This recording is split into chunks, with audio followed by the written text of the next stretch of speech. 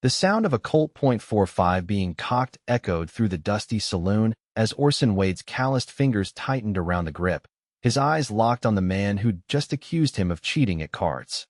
It was 1875 in Redemption Creek, Wyoming Territory, and accusations like that had a way of turning deadly faster than a prairie fire in August. "I don't cheat," Orson said quietly, his voice carrying the weight of a man who'd seen too much death to welcome more. "But I will defend my honor." The tension dissolved when the town sheriff stepped through the batwing doors, and the accuser, seeing the lawman's stern gaze, muttered an apology before slinking away. Orson holstered his weapon, collected his modest winnings, and stepped out into the amber glow of sunset. Another night, another near brush with violence. This was the way of his life, always prepared, always watchful. Orson Wade had ridden with the 7th Cavalry after the war, before striking out on his own as a bounty hunter turned ranch hand. At 32, the lines etching his weathered face told stories of hard living under harder skies. His tall frame carried scars both visible and hidden, and his deep-set blue eyes rarely revealed the thoughts behind them. The modest boarding house where he rented a room sat at the edge of town. Mrs. Holloway, the elderly widow who ran the establishment, nodded as he passed through the front parlor. She'd long ago stopped attempting conversation beyond pleasantries. The man was as silent as the prairie night, and just as mysterious. In his sparsely furnished room, Orson removed his gun belt and placed his rifle beside his bed, within arm's reach. Every night for the past 8 years, he'd followed this same ritual: check the chambers, clean the barrel if needed, and position the weapon where he could grab it instantly should danger arrive. It was a habit born of necessity and honed by experience. He'd buried too many friends who'd grown careless. Sleep came fitfully as always, punctuated by memories of gunfire and the faces of men he'd killed or watched die. By first light, he was already dressed and preparing to head to the Broken Spoke Ranch where he'd been working as a hired hand for the past 2 months. The town was just stirring to life as he rode out, nodding to the blacksmith already at his forge and tipping his hat to the preacher's wife sweeping the church steps. Redemption Creek was growing fast. The railroad would reach them by year's end, bringing more settlers, more opportunity, and likely more trouble. 5 miles outside town, the Broken Spoke spread across 1,000 acres of prime grazing land. The owner, Henry Blackstone, had built an empire from nothing, and Orson respected the man even if he kept his distance. Blackstone's foreman, a gruff but fair man named Silas, met Orson at the corral. "Need you to ride south today," Silas said, hitching his thumbs in his belt. "Boss is expecting his niece on the afternoon stage. Says she's coming from Boston to experience the West or some such foolishness. You're to escort her from the way station to the main house." Orson nodded, concealing his displeasure at playing escort to some pampered Eastern woman. "I'll head out now." The journey to the Stageway station took most of the morning. Orson rode vigilantly, scanning the horizon for any sign of trouble. These lands, though mostly peaceful now, occasionally saw raids from desperate outlaws or renegade Native American bands pushed to extremes by broken treaties and starvation. The way station was little more than a wooden building with a stable attached, perched at a crossroads where the stage line made its regular stop. Orson dismounted, nodded to the station keeper, and settled in to wait. The stage wasn't due for another hour. He used the time to care for his horse, a sturdy buckskin gelding named Chance, then cleaned his rifle while seated on the rough-hewn bench outside the station. The weapon was a Spencer repeating rifle, a reliable companion that had saved his life more times than he could count. The distant rumble of the approaching stagecoach pulled Orson from his thoughts. He stood, squinting against the sun as the cloud of dust on the horizon grew larger.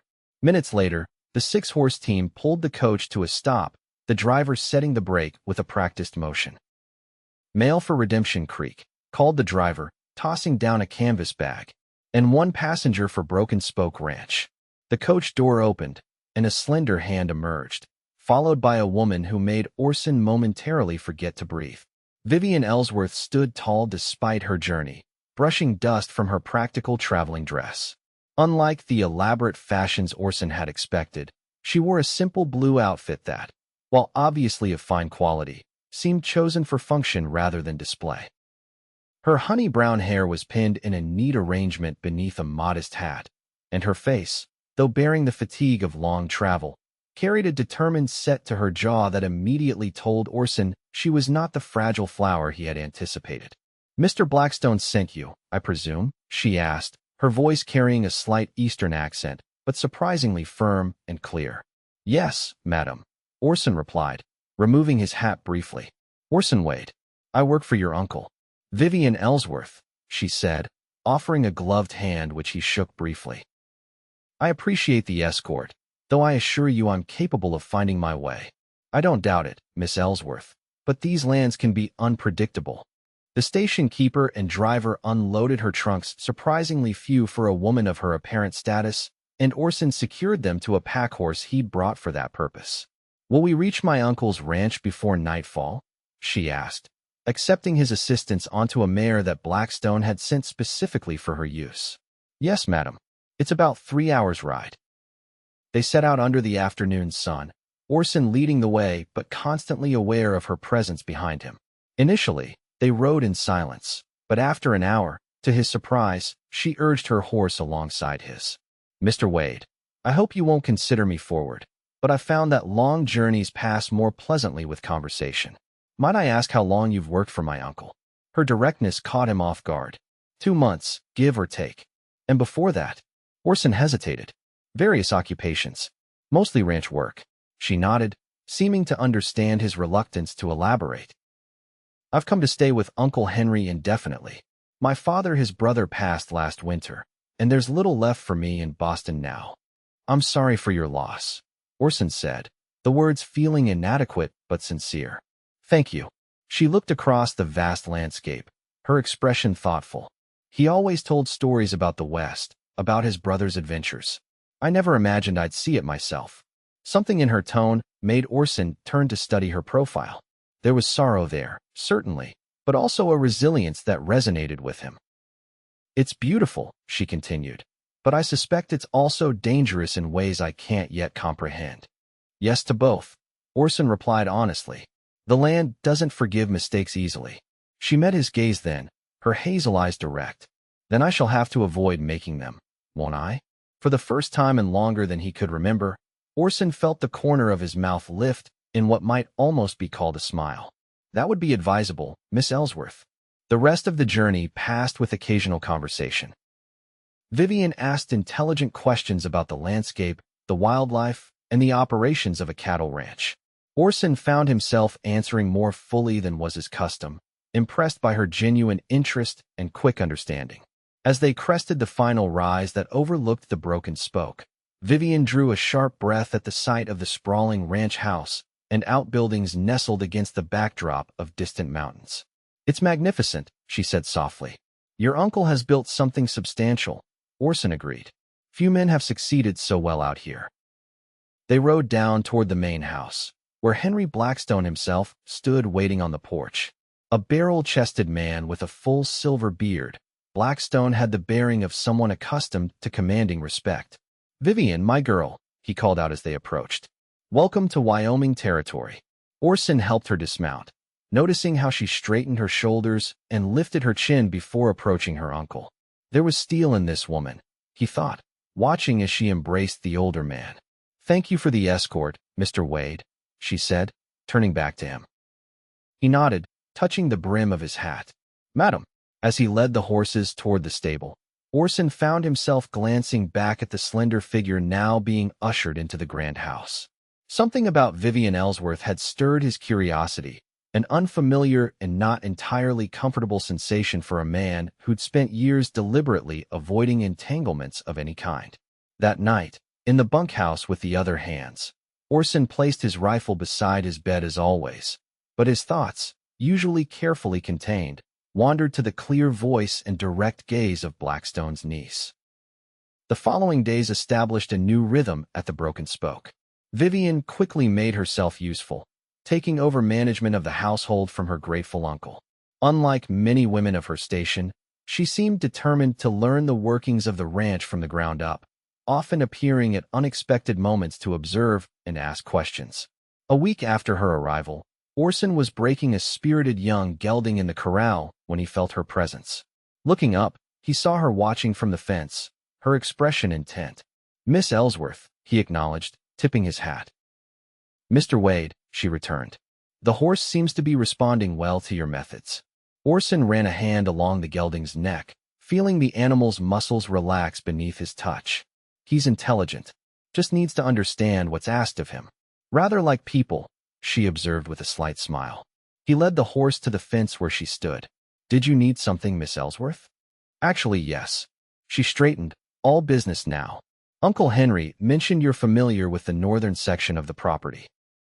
I'd like to see it, and he suggested you might accompany me tomorrow, if your duties permit."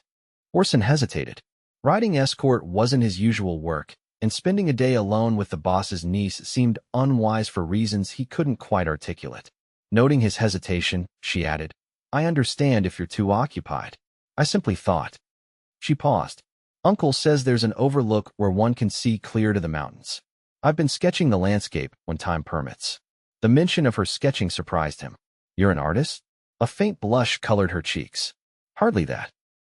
It's merely a pastime that brings me joy."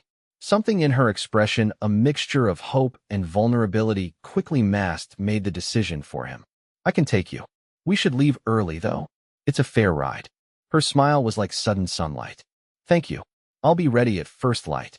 True to her word, Vivien was waiting by the stables when Orson arrived before dawn the next morning. She wore a divided riding skirt and sturdy boots, her hair braided and tucked beneath a wide-brimmed hat. A leather satchel containing her sketching materials was secured to her saddle. They rode out as the first pink streaks of dawn painted the eastern sky. Orson found himself impressed by her horsemanship. She sat her mount with the ease of someone who'd spent considerable time in the saddle. "My father insisted I learn to ride properly," she explained when he commented on her skill. He said a proper education included mastery of both mind and body. "Uncommon thinking for an Eastern gentleman," Orson observed. "My father was uncommon in many ways," she said, a note of pride in her voice. "He believed women deserved the same opportunities for learning as men. He taught at Harvard, but saw no reason why daughters should receive less education than sons." As they rode through stands of pine and across open meadows dotted with wildflowers, Vivien peppered him with questions about the plants and animals they encountered. Orson, who had learned the ways of the land from both books and hard experience, found himself sharing knowledge he rarely had occasion to discuss. By midday they reached the Overlook, a rocky promontory that offered a sweeping vista of the valley below and the distant mountain range beyond. Vivien dismounted eagerly, moving to the edge with an exclamation of delight. "It's even more magnificent than I imagined," she breathed, turning to him with eyes bright with wonder. "Thank you for bringing me here." Orson, who had seen the view countless times, found himself seeing it anew through her eyes. The vastness that he typically regarded with wary respect suddenly appeared different, majestic rather than merely dangerous. They settled in a spot sheltered by pines. Orson tended the horses while Vivien unpacked her sketching materials. When he returned, she was already absorbed in her work, her pencil moving confidently across the paper. He sat at a respectful distance, prepared to keep watch while she sketched. "You needn't hover like a sentinel, Mr. Wade," she said without looking up. "I'd welcome your company, if you're inclined to sit closer." Somewhat reluctantly, Orson moved to sit where he could see her work. Her skilled hand was capturing not just the outline of the mountains, but something of their essence, their solidity and permanence against the changing sky. "You have talent," he said, surprising himself with the observation. She glanced up, her expression a mixture of pleasure and uncertainty. "That's kind of you to say. Art was my solace after my mother died when I was 12. Father encouraged it, even when my aunt insisted it was a frivolous pursuit for a young lady who should be concentrating on finding a suitable husband." "And did you find a suitable husband?" The question escaped before Orson could consider its propriety. Vivien's pencil paused. "No," she said after a moment. "There were prospects, of course, but none that—" She trailed off, then met his gaze directly. "None that made me willing to sacrifice my independence." The honesty in her answer stirred something in Orson, respect, certainly, but also a sense of recognition. They were both, in their ways, determined to chart their own courses. "Your turn for questions, Mr. Wade," she said, returning to her sketch. "I've shared my history. What brought you to Wyoming Territory?" Orson looked out over the valley, considering how much to reveal. "The war," he finally said. "Like many men, I found it difficult to settle afterward." "You fought for the Union?" He nodded. "Enlisted in '63. Saw action at Chattanooga and through the Atlanta campaign. And after, drifted west. Tried my hand at various things." He deliberately omitted the years he'd spent hunting men with bounties on their heads, the nights spent with one eye open and his rifle at the ready. "Found I preferred open country to cities." Vivien seemed to sense the gaps in his narrative, but didn't press. "And your family?" "Gone. Father died before the war. Mother after. No siblings." Her pencil stilled again. "We have that in common, then. Being alone in the world." The simple statement, delivered without self-pity, made Orson look at her more carefully. Behind her composed exterior, he recognized a solitude that matched his own, a kinship he'd never expected to find, particularly not with a woman of her background. "Except you have your uncle," he pointed out. "Yes," she agreed with a small smile. "And you have Broken Spoke, for as long as you choose to stay." The observation was perceptive. Orson had never stayed in one place for long since the war, always moving on when the familiar restlessness took hold or when his past threatened to catch up with him. They remained at the Overlook for several hours, Vivien sketching while Orson kept watch. The conversation flowed more easily than he would have predicted, ranging from books they had read to observations about the changing Western territories. He found himself engaged in a way that was unfamiliar but not unwelcome. As the afternoon waned, they packed up and began the journey back. Clouds were gathering on the horizon, suggesting an evening storm. Orson set a brisker pace, wanting to reach the ranch before the weather turned. They were still an hour from home when the first drops fell. Within minutes, the light shower became a downpour. Orson spotted an abandoned line shack ahead, a basic shelter used during cattle drives, but currently empty. "This way," he called to Vivien, leading her toward the small wooden structure. Inside, it was dusty but dry, with a small stone fireplace and crude furnishings. Orson quickly started a fire while Vivien unsaddled the horses and brought their gear inside. Her practical capability continued to impress him. There was no helpless fluttering or complaints about their situation. "It appears we'll be here a while," she said, looking out at the torrential rain. "I hope Uncle Henry won't worry excessively. He knows I wouldn't take unnecessary risks with your safety," Orson replied, building up the fire. "This storm will pass." As darkness fell outside, the small cabin grew warm and surprisingly comfortable. They shared the provisions Orson had packed: jerky, hardtack, and coffee brewed over the fire. Vivien sat on a rough-hewn bench, her wet hair drying in the firelight, creating a halo effect that softened her features. "May I ask you something, Mr. Wade?" she said after a comfortable silence. "Orson," he said suddenly, "if we're to be stranded together, you might as well use my given name." She smiled. "Vivien, then." She hesitated. "My question may seem strange, but I've noticed you always keep your rifle near, even when there seems no apparent danger. Is that habit or necessity?" The directness of her question startled him. Most people either didn't notice or politely ignored such things. "Both," he answered truthfully. "Started as necessity, became habit." "Because of the war?" "Partly." Orson poked at the fire, watching sparks rise. "And partly because of what came after." "You don't have to tell me," she said softly. Something in her voice, understanding, without judgment, made him continue.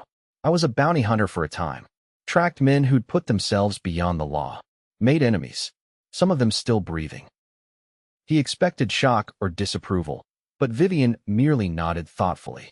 "And so you keep your weapon close, because you've learned the world is unpredictable and sometimes hostile." "Yes." The simplicity with which she understood struck him deeply. "My father kept a pistol in his desk drawer," she said. "After my mother was killed during a home invasion, he never felt truly safe again. I understand the impulse to remain vigilant." The revelation that her mother had died violently rather than from illness added new depth to his understanding of Vivien. The composed, educated woman before him had known tragedy and loss, yet hadn't surrendered to fear or bitterness. "I'm sorry," he said. "About your mother." As am I about whatever taught you to sleep beside a rifle. She met his gaze steadily. We are shaped by our experiences, but not defined by them entirely. At least, I hope not. The storm continued through the night, forcing them to remain in the cabin.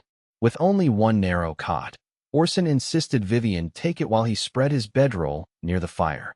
Before lying down, he placed his rifle beside him out of habit. He woke sometime in the darkest part of night to find Vivien sitting by the fire, staring into the flames. Without speaking, he moved to sit beside her. Nightmares, she explained quietly. They come less frequently now, but nights like this in unfamiliar places they tend to return. About your mother? She nodded. I was at school when it happened. Father was at the university. She was alone when they broke in. Her voice remained steady, but her hands trembled slightly. The police said she fought bravely.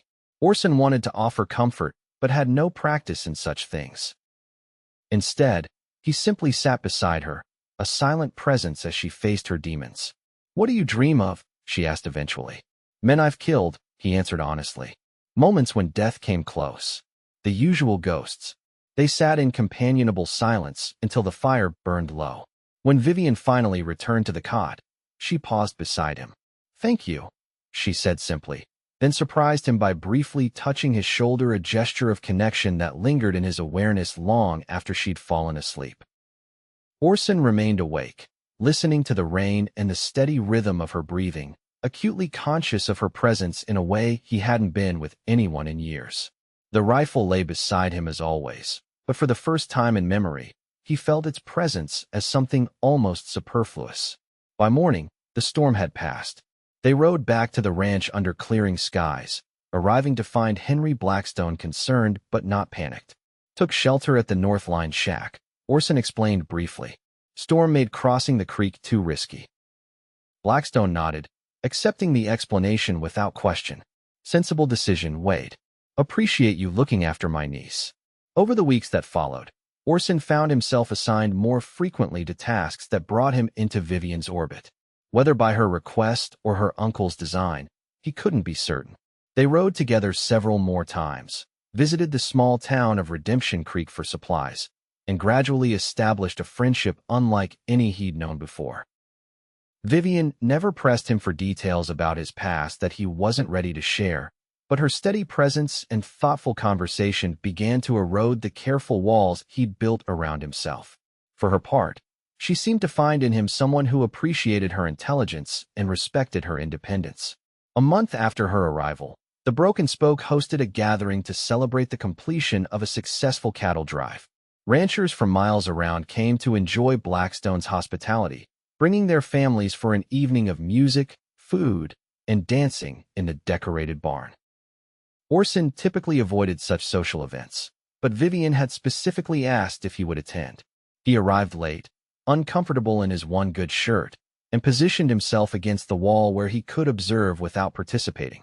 Vivien found him there, resplendent in a dress of deep burgundy that complemented her coloring. Her hair was arranged more elaborately than usual, with a few tendrils framing her face. Several young ranchers had already claimed dances with her, Orson noted, feeling an unexpected twinge of something that might have been jealousy. You came, she said, her face lighting with pleasure as she approached. Said I would. He replied, fighting the urge to fidget under her approving gaze. And you even wore a clean shirt. I'm honored. The teasing note in her voice made him almost smile. Don't get used to it. A small orchestra of local musicians struck up a waltz, and Vivien glanced toward the dance floor. Do you dance, Orson? He shook his head. Not in many years. Pity, she said lightly. I find myself in need of a partner who won't spend the entire dance discussing cattle prices or attempting to secure my hand in marriage. The latter comment caused Orson to look sharply at her. You've had proposals already? 3, she said with a sigh. Uncle Henry's connection makes me quite a prize, it seems, regardless of my personal qualities. The thought of Vivien married to one of the local ranchers living nearby, but forever out of reach, created an unexpected hollow feeling in Orson's chest. One dance, she said, holding out her hand.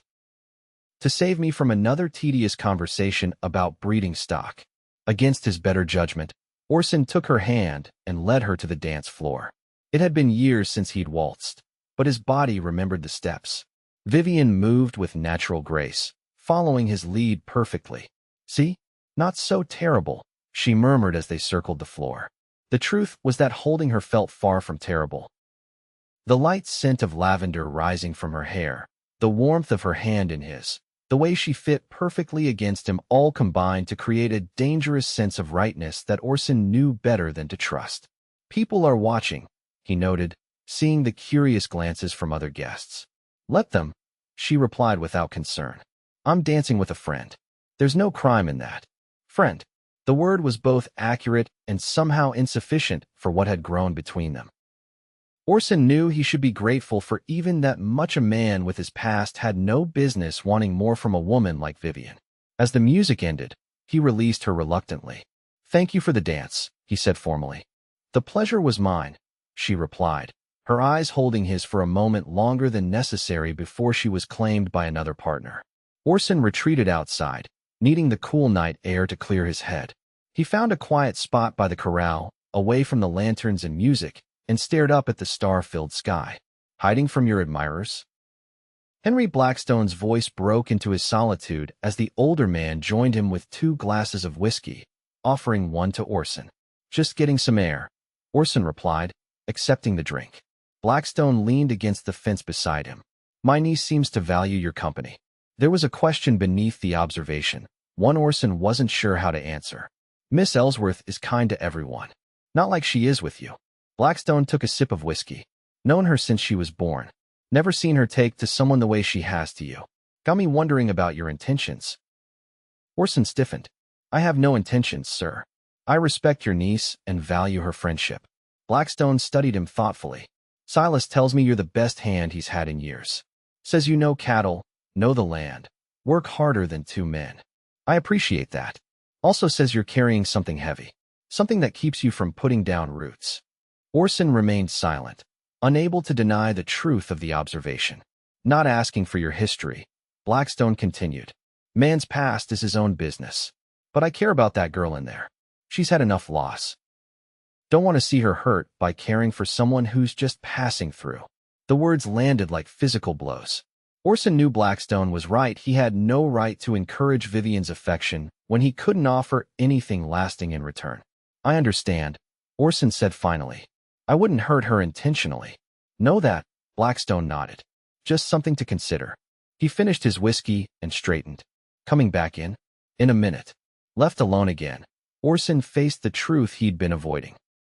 He was falling in love with Vivian Ellsworth, her intelligence, her courage, her gentle understanding. And because of that, he needed to create distance between them before she became any more attached to a man who lived with one eye always on the horizon and one hand always near his weapon. The decision made, Orson returned to the dance but kept his distance from Vivien for the remainder of the evening. When their eyes met across the room, he nodded politely but made no move to approach her. The confusion and hurt that flashed across her face nearly broke his resolve, but he reminded himself that a clean break now would be kinder than prolonged hope followed by inevitable disappointment. In the days that followed, Orson volunteered for tasks that took him to the farthest reaches of the ranch, away from the main house and away from Vivien. When they did encounter each other, he kept their interactions brief and formal, ignoring the questioning look in her eyes. A week of this strained avoidance passed before Vivien finally confronted him. He was working alone in the stables when she appeared in the doorway, her expression determined. "Have I offended you in some way?" she asked without preamble. Orson continued brushing his horse, not meeting her gaze. "No, madam.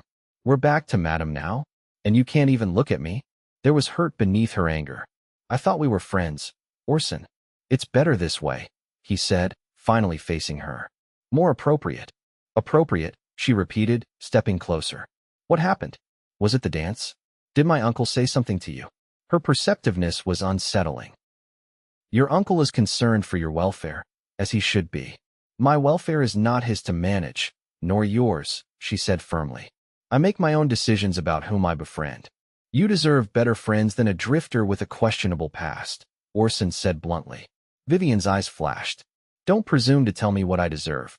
I've had quite enough of men deciding what's best for me without consulting my own feelings on the matter." Your feelings aren't the issue, he countered, frustration making his tone harsher than intended. Mine are. I can't offer you what you want. And what is it you think I want from you, Orson Wade? She challenged, moving close enough that he could see the gold flecks in her hazel eyes. The proximity made it hard to think clearly. Security. Permanence. Things I can't provide. Have I asked you for those things? When he didn't answer, she continued more softly. All I've asked for is your friendship and your honesty. If you don't want those things with me, say so plainly. I'm not so fragile that I can't bear the truth. The sincerity in her voice made his practiced defense crumble.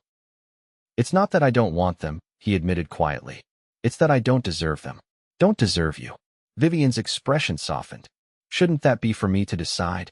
Before he could formulate a response, a commotion outside drew their attention.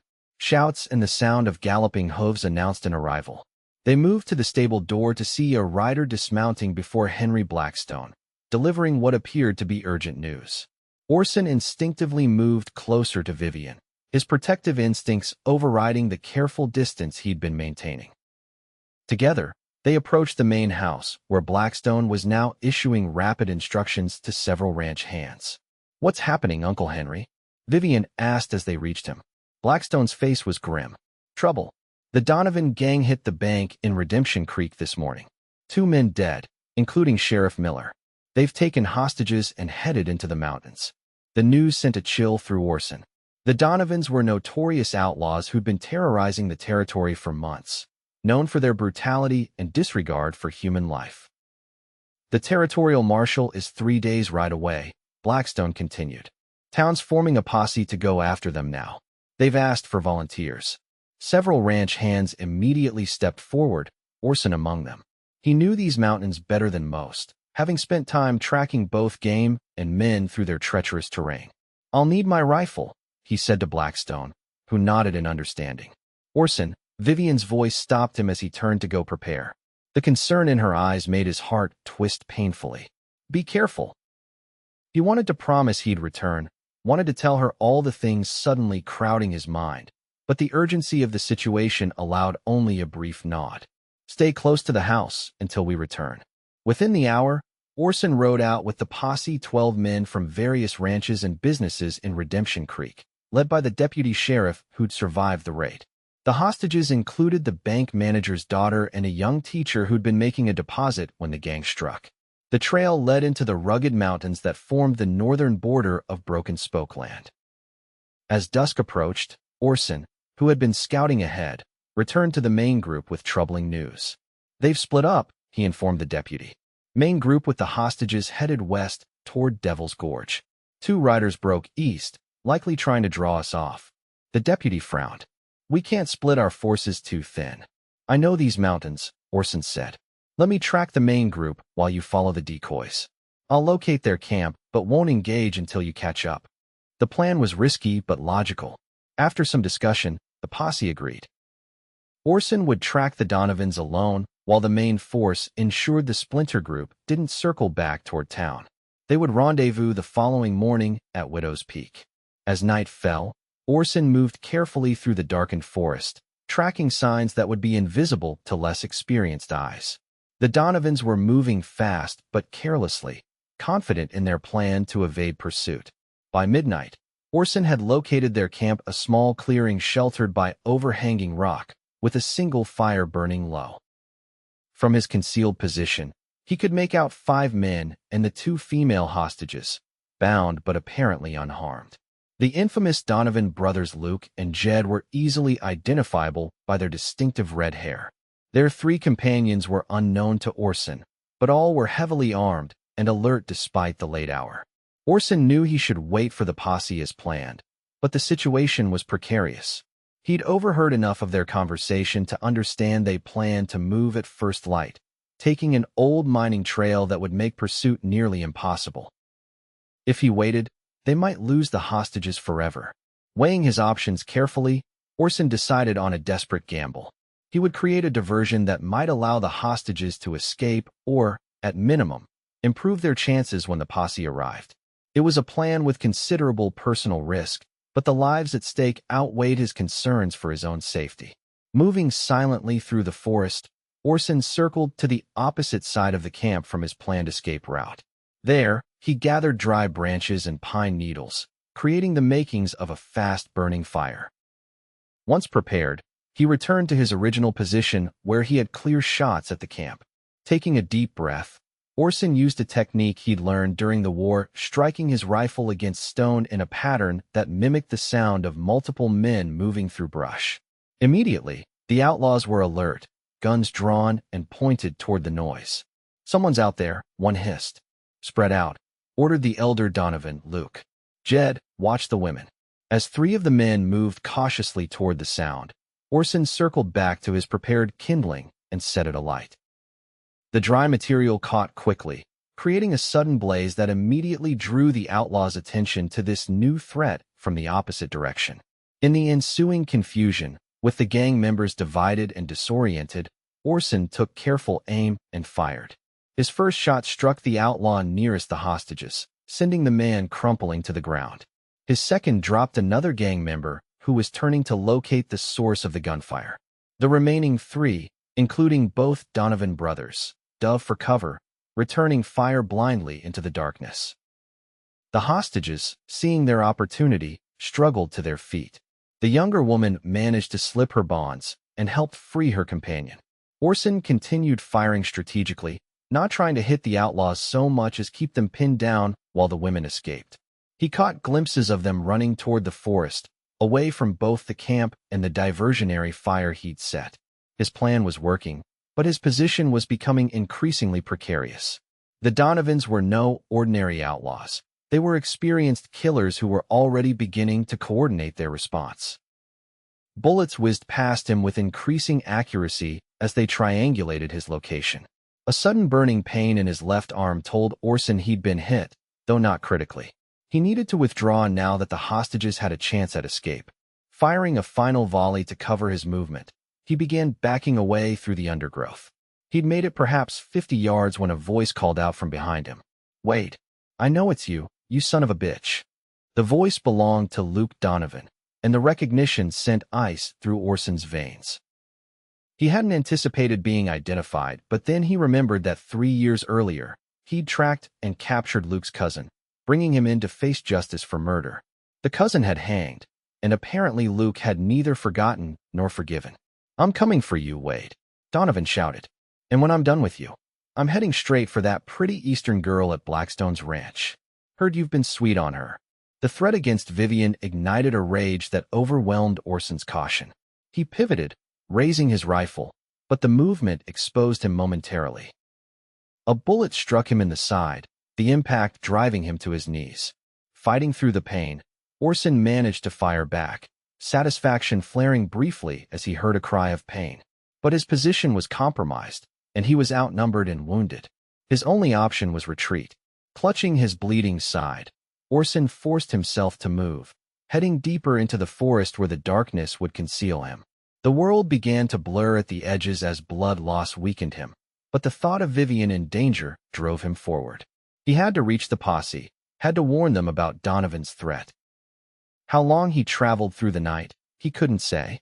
The terrain became increasingly difficult, or perhaps his failing strength made it seem so. Eventually, he stumbled upon a small cave formed by a rockfall just large enough to shelter in and defend if necessary. Crawling inside, Orson used his bandana to bind his side as best he could, then checked his ammunition. 5 rounds left in his rifle, plus his revolver with a full cylinder. Not enough if the Donovans found him, but perhaps enough to buy time until the posse realized something had gone wrong. As dawn approached, Orson fought to stay conscious. He thought of Vivien, her smile, her courage, the way she saw through his defenses to the man he could be rather than the man he had been. He regretted the distance he'd tried to place between them, regretted not telling her what she had come to mean to him. If he survived, he promised himself, he would stop running from the possibility of happiness. He would trust her to make her own choice about whether he was worthy of her affection. The sound of approaching riders jerked him from his thoughts. Gripping his rifle, Orson prepared for what might be his final stand. But the voices that reached him weren't those of the Donovans. "Tracks lead this way. There's blood. Careful now. Could be a trap." Gathering his remaining strength, Orson called out, "Over here." Deputy, it's Wade. Moments later, the deputy and 3 other men from the posse appeared at the mouth of the cave. Their expressions showed relief followed quickly by concern at the sight of his wounds. The hostages? Orson asked as they helped him out. Safe, the deputy confirmed. Found them making their way down the mountain about an hour ago. They said someone created a diversion that allowed them to escape. Figured it might be you. They helped Orson onto a horse, supporting him as the group began the journey back to Redemption Creek. The pain was intense, but knowing Vivien might still be in danger gave him focus. The Donovans recognized me, he explained urgently. Luke threatened Blackstone's niece. We need to warn them. The deputy dispatched a rider ahead with the message while the rest of the group continued at the fastest pace Orson's condition would allow. By mid-afternoon, they reached the town, where the doctor immediately took charge of Orson's care. The wounds were serious, but not fatal, the doctor assured him. The bullet in his side had missed vital organs, and the arm wound was a clean through and through.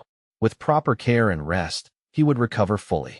Orson barely registered the diagnosis, his thoughts fixed on Vivien's safety. Blackstone's ranch, he insisted, trying to rise from the examination table. Need to make sure she's protected. The doctor firmly pushed him back down. The warning was delivered. Henry Blackstone sent word that his niece is safe and the ranch is well defended. You'll do her no good by bleeding out before you reach her. Reluctantly, Orson submitted to treatment. The doctor extracted the bullet, cleaned and stitched both wounds, then administered laudanum for the pain.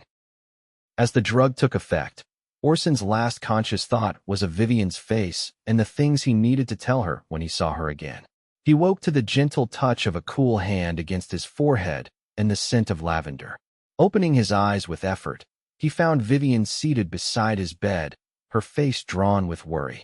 You're awake, she said softly, relief washing over her features. The doctor wasn't certain when. Vivien, he whispered, his throat dry. You shouldn't be here. Donovan is no longer a threat, she interrupted, helping him take a sip of water. The territorial marshal arrived yesterday with a full complement of deputies. They tracked down the remaining gang members. Luke Donovan died of his wounds. Apparently your last shot found its mark after all. The news should have brought relief, but Orson was distracted by her presence, by the fact that she had come to him despite the risk, by the gentle way her fingers brushed his hair from his forehead. How long have I been here? He asked. 3 days, she answered. You developed a fever after surgery. The doctor was concerned about infection. 3 days. And from the shadows beneath her eyes and the rumpled state of her usually immaculate clothing, it appeared she had spent much of that time at his bedside. You shouldn't have stayed, he said, though his heart contradicted the words. Where else would I be? She asked simply. The question hung between them, laden with meaning.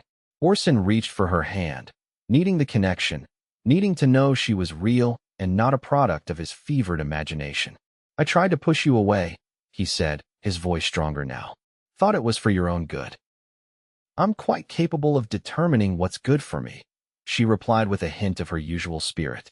And I decided long ago that you, Orson Wade, despite your best efforts to convince me otherwise, are very good for me indeed. He tightened his grip on her hand. I've lived a hard life, Vivien. Done things I'm not proud of. I know. Her expression was solemn but unwavering. Uncle Henry told me some of your history after you were brought in. Former Union soldier. Bounty hunter who brought in some of the territory's worst criminals. Man with a price on his head from those who escaped justice. Hearing his past laid bare should have made him recoil, but something in her steady gaze kept him anchored. And knowing all that, you're still here? I'm still here, she confirmed. Because I also know you're a man who risked his life to save strangers. A man who treats others with respect regardless of their station. A man who taught me about the stars and the wildlife and never once made me feel that my questions or opinions were unwelcome. She leaned closer, her free hand coming to rest against his cheek. A man I've come to care for deeply, despite his stubborn insistence that he's unworthy of affection. The admission loosened something that had been tightly bound within Orson's chest for years. When I was in those mountains, he said quietly, believing I might die there, all I could think about was you. About the things I should have said. About the chances I'd let pass because I was afraid. What were you afraid of? She asked, her voice barely above a whisper. of caring too much, of letting someone matter so much that losing them would destroy me. He met her gaze directly, of believing I could have a future beyond watching and waiting for the next threat. Vivian's eyes glistened with unshed tears. And now I'm afraid of wasting whatever time we might have together because of fears that may never materialize. He took a deep breath, wincing slightly at the pain in his side. I love you, Vivien. I think I have since that day at the Overlook when you saw beauty where I had only seen danger. A tear slipped down her cheek, but she was smiling. I love you too, Orson. Enough to argue with you when you're being noble and self-sacrificing to your own detriment. Despite the pain of his wounds, Orson couldn't help but smile. I suspect I'm in for a lifetime of losing arguments, then. Only when you're wrong, she assured him, leaning down to press her lips gently against his. The kiss was brief but perfect, a promise and a beginning. When she drew back, Orson saw in her eyes everything he'd never dared hope for: acceptance, understanding, and a love that asked for nothing but honesty in return. The following weeks brought a gradual recovery and a transformation in Orson's life that he could scarcely believe. Henry Blackstone, far from objecting to the relationship between his niece and his ranch hand, seemed pleased by the development. Never seen her happier, he told Orson one evening as they sat on the porch of the main house, watching Vivien in the garden. And truth be told, you're a different man these days yourself. It was true. Though Orson still carried his rifle when the situation warranted, he no longer felt the constant vigilance that had defined his existence for so long. Vivien's presence in his life had somehow shifted his perspective, allowing him to see possibilities instead of threats, futures instead of pasts. When he was strong enough, Blackstone made him an offer of partnership in a new venture to expand the Broken Spokes operations. The proposal included a small house on the property, currently vacant but in need of renovation. Been meaning to develop that parcel for years, Blackstone explained. Good land, good water access. Right place for a man thinking about settling down.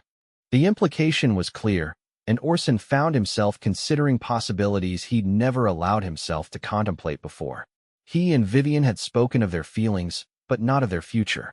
Yet with each passing day, that future seemed to be taking shape around them.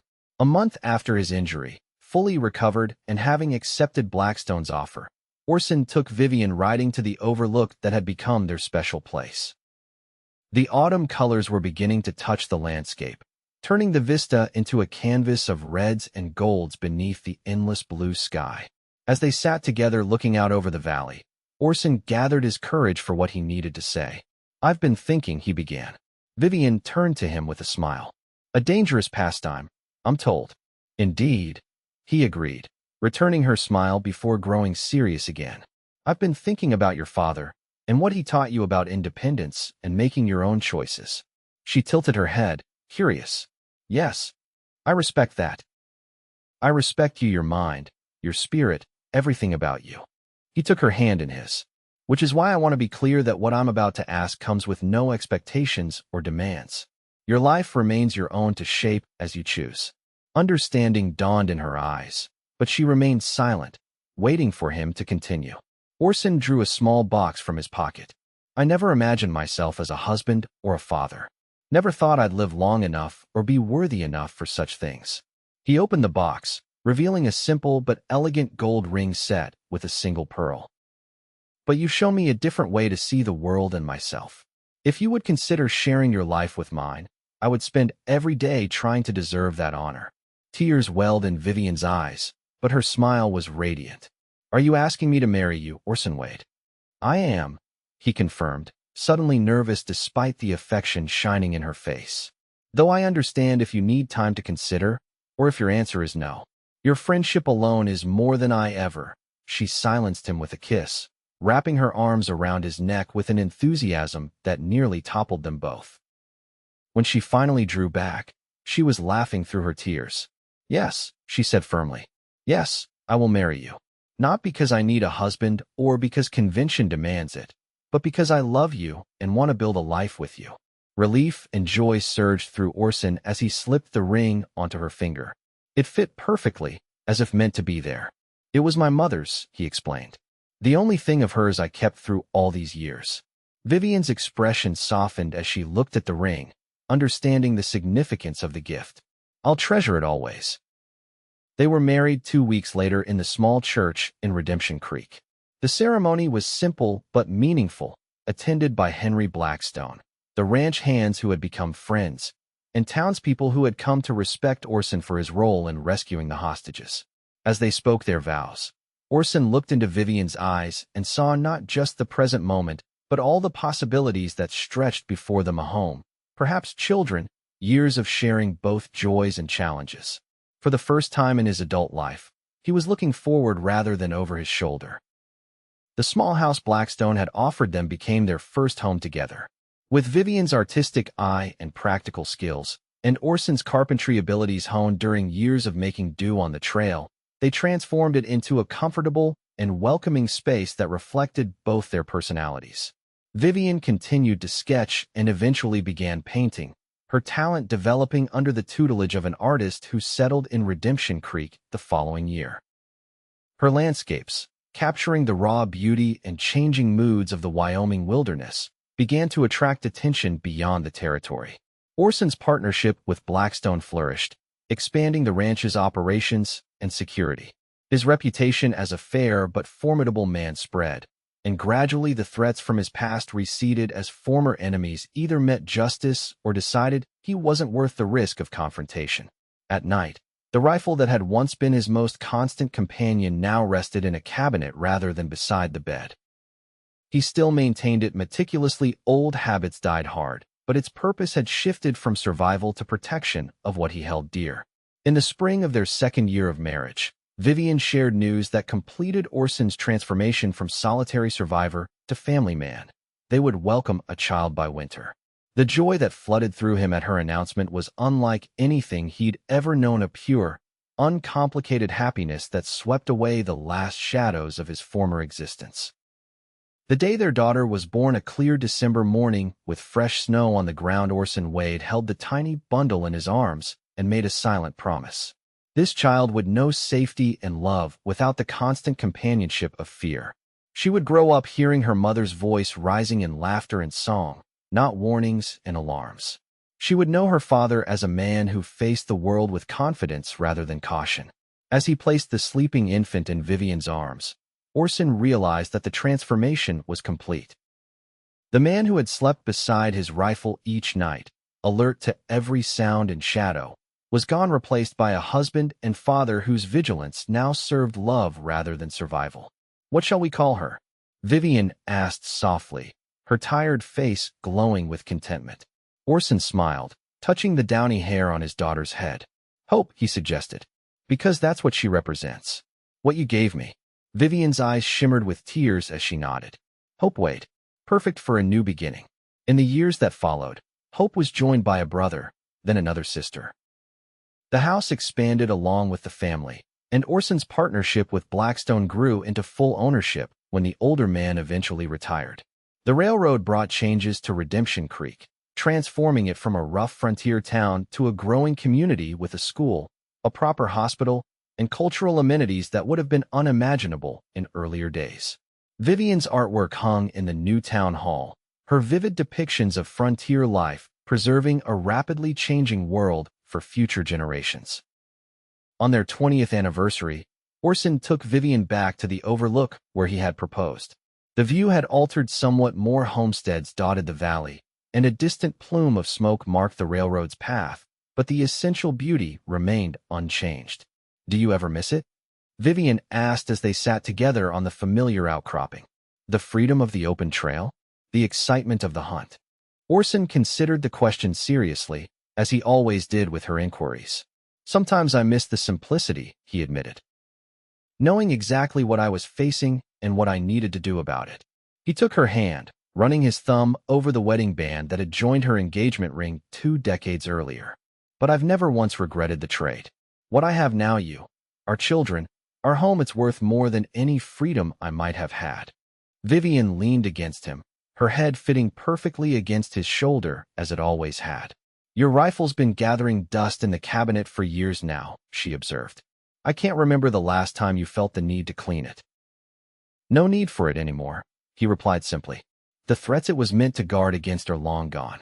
She smiled up at him, the lines at the corners of her eyes only enhancing her beauty in his view. Not because they disappeared on their own, she pointed out, but because you chose to face them rather than flee from them. Because you were brave enough to believe in the possibility of happiness. Orson kissed her then, marveling at how the spark between them remained undimmed by the passing years. I had help with that courage, he said when they parted. A certain stubborn Easterner who refused to let me hide behind my rifle and my past. Fortunate for us both that I'm persistent, she agreed with a laugh. As they rode home in the golden afternoon light, Orson reflected on the journey that had brought him to this moment. From a solitary drifter sleeping beside his weapon to a man surrounded by family and community, the transformation seemed almost miraculous. Yet it had happened gradually, choice by choice, day by day, beginning with his decision to trust the voice that had somehow cut through his carefully constructed defenses. That evening, their children and grandchildren gathered at the expanded homestead for a celebration.